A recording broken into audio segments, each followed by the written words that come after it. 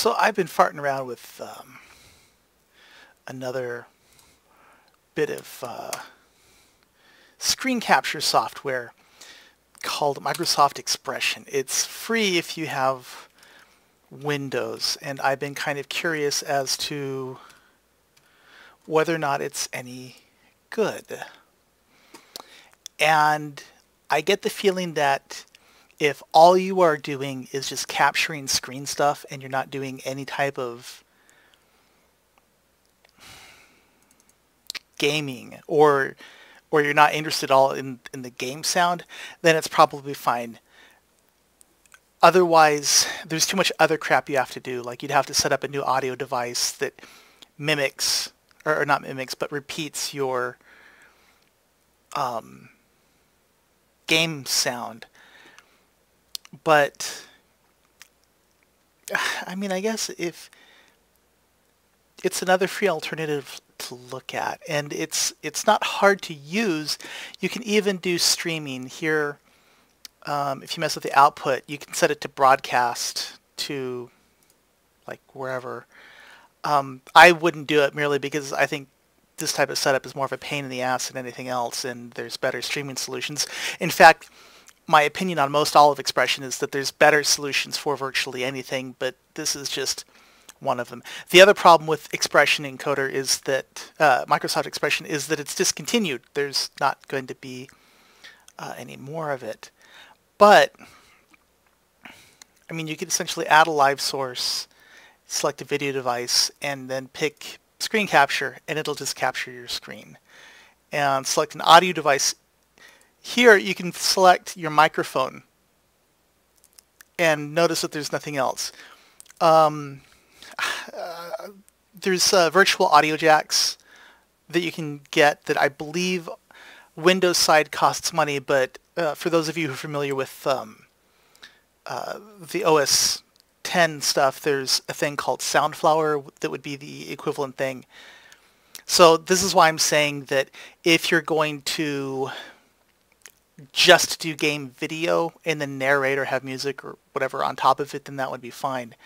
And then notice that here it walks you through the things that it wants you to put in, like add a file source, so you could add a file source so that you could put together your own video within this. I haven't actually tried that because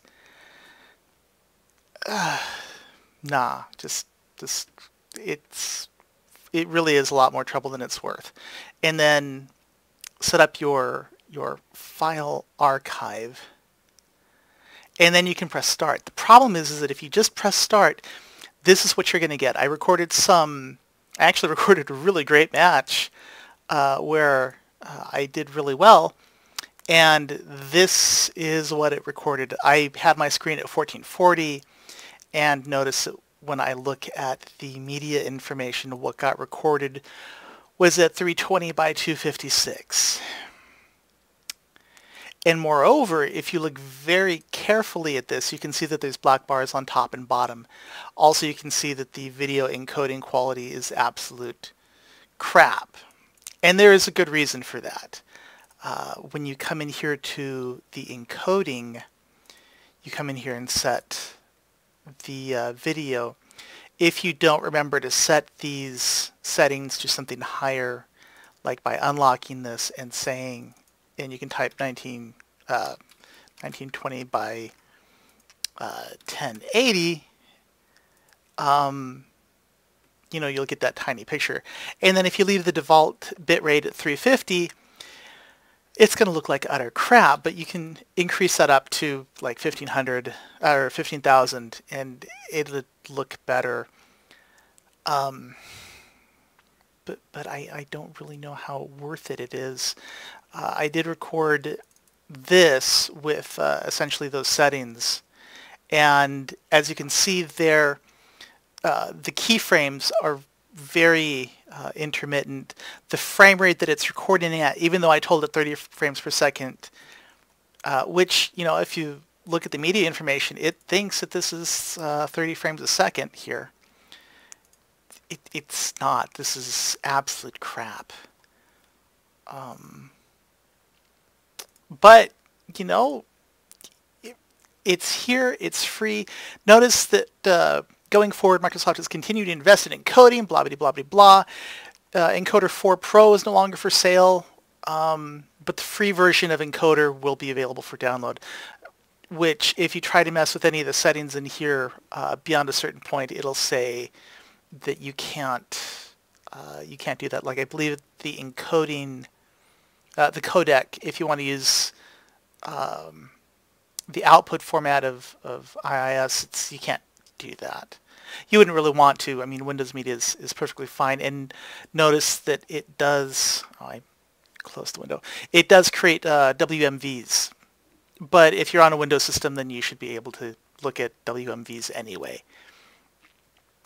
But I mean, there's not really a lot to say other than just don't use it, especially not when you have access to Shadowplay, and which is what I'm using to record this, and it'll scale your screen to 1080p, 60 frames a second, and it's using 50 megabits per second as a frame rate.